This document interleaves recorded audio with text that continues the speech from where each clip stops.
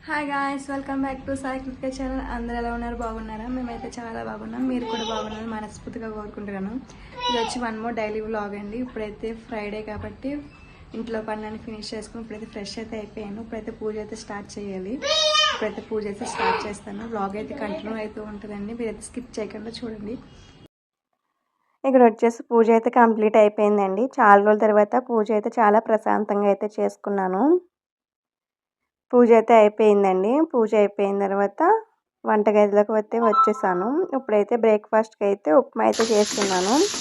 ఉప్మాలోకి కావాల్సినవన్నీ కట్ చేసుకుని ఫ్రై అయితే చేసుకుంటున్నాను. అవైతే బాగా ఫ్రై అయిపోయిన తర్వాత అందులోనే గ్లాస్ నీళ్ళు అయితే వేసుకుని సాల్ట్ కూడా వేసుకుని వాటర్ అయితే బాగా బాయిల్ అయిన తర్వాత గోధుమ రవ్వ నూక అయితే వేసుకున్నాను. నూక కూడా వాటర్లో బాగా అయితే కలుపుకున్న తర్వాత మూత అయితే పెట్టుకుని సిమ్లో 10 నిమిషాలు అయితే ఉడకనిస్తే ఉప్మా అయితే ఉడికిపోతుందండి. ఉప్మా అయితే అయిపోయింది. ఇప్పుడైతే మా వారికి అయితే ఉప్మా అయితే ఇచ్చేస్తాను. వేడి వేడి ఉప్మాలో షుగర్ వేసుకుని తినడం ఎంతమందికి ఇష్టమో నాకైతే చెప్పండి. నాకైతే వేడి వేడి ఉప్మాలో షుగర్ వేసుకుని తినడం అయితే చాలా ఇష్టమండి. మా వారికి కూడా వేడి వేడి ఉప్మాలో షుగర్ అయితే వేసి ఇచ్చేస్తాను. మా వారు అయితే తింటారు. అలాగే మా పిల్లలకు కూడా ఇస్తాను షుగర్ వేసి. వారు కూడా చాలా ఇష్టంగా తింటారండి. మీలో ఎంతమంది ఇష్టంగా తింటారో నాకు కూడా చెప్పండి. ఇక్కడైతే మా వారికి అయితే ఇచ్చేస్తాను. బ్రేక్ఫాస్ట్ అయితే కంప్లీట్ అయిపోయిన తర్వాత మిషన్లో అయితే బట్టలు ఉన్నాయండి. అవి కూడా బయట అయితే ఆరేసేస్తాను. ఇక్కడైతే వాయిస్ అయితే ఇచ్చానండి. కానీ నాయిస్ అయితే ఎక్కువ ఉందని చెప్పి వాయిస్ అయితే కట్ చేశాను. మళ్ళీ అయితే వాయిస్ అయితే ఇస్తున్నానండి. బ్రేక్ఫాస్ట్ అయితే కంప్లీట్ అయిపోయిన తర్వాత మా వారికి అయితే ఇక్కడైతే స్నాక్స్ అయితే పెడుతున్నాను. ఎందుకంటే మా వారు ఫస్ట్ బీ షిఫ్ట్ వెళ్తా అని చెప్పినారు. కానీ సడన్గా కాల్ అయితే వచ్చిందండి. అందుకని చెప్పి ఇప్పుడైతే ఆఫీస్కి అయితే వెళ్ళాల్సి వస్తుంది. వంట అయితే ఏం ప్రిపేర్ చేయలేదు కాబట్టి స్నాక్స్ కింద అయితే వాటర్ మిలన్ అయితే కట్ చేసి అయితే పెడుతున్నాను. మా వారైతే వెళ్ళిపోయారండి. ఆఫ్టర్నూన్ నుంచి అయితే వీడియో అయితే ఏం షూట్ చేయలేదు. మా పిల్లలతోనే సరిపోయింది ఇంకా. ఆఫ్టర్నూన్ లంచ్కి వచ్చేస్తే రైసు పప్పు అయితే చేశానండి. వాటితోనే లంచ్ అయితే చేసేసాం మేము. ఇక్కడైతే మార్నింగ్ అయితే బట్టలు అయితే ఆరేసానండి. అవైతే ఆరిపోయినాయి. ఇప్పుడైతే బయటకెళ్ళి బట్టలు అయితే తెచ్చేసాను. ఇప్పుడైతే నీట్గా ఫోల్డ్ చేసి కబోర్డ్స్లో అయితే సర్దేస్తానండి.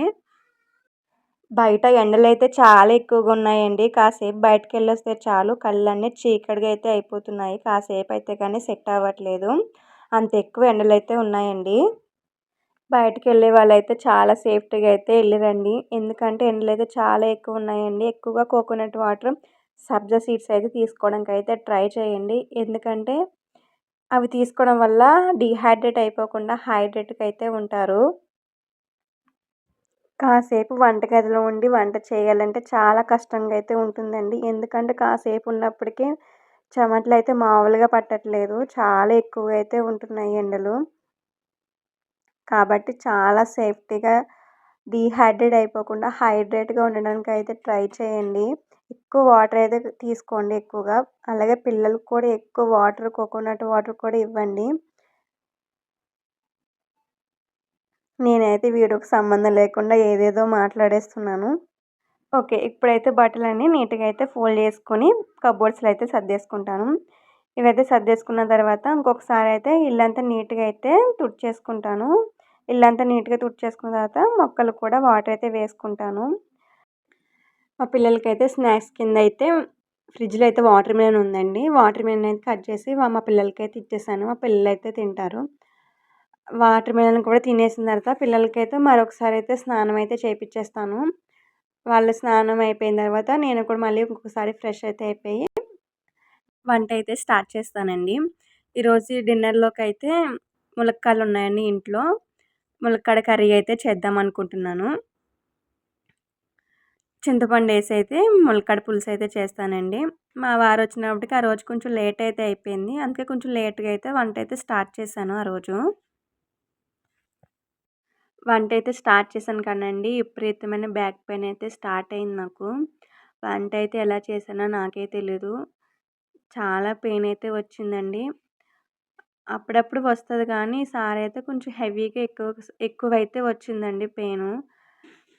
ఇంకా అలాగే వంట అయితే చేసేసానండి. వంట అయితే చేసుకున్న తర్వాత ఇంట్లో పనులు కూడా ఇంకా ఉంటాయి కదా!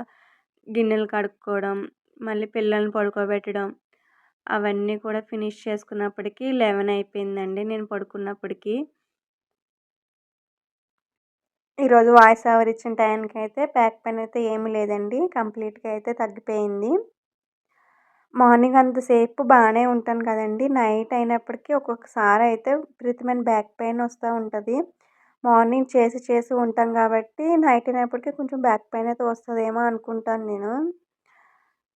2 మంత్స్ బ్యాక్ అయితే కొంచెం డైట్ అయితే చేసేదాన్ని. అప్పుడైతే కంట్రోల్‌లో అయితే ఉండేది బ్యాక్ పెయిను.